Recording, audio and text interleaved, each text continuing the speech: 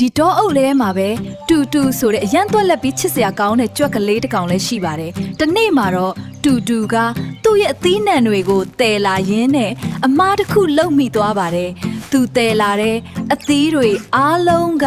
စီစီအိပ်ပျော်နေတဲ့နေရာနားမှာပြိုကျသွားပါတယ်။တူတူက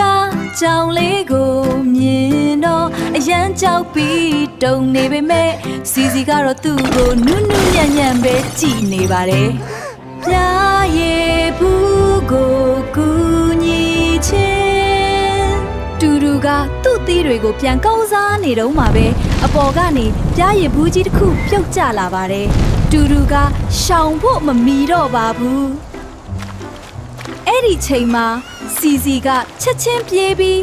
တူတူကိုဘေးကိုဆွဲထုတ်လိုက်ပါတယ်။စီစီရဲ့ကူညီမှုကြောင့်တူတူကအသက်ဘေးကလွတ်မြောက်သွားပါတယ်။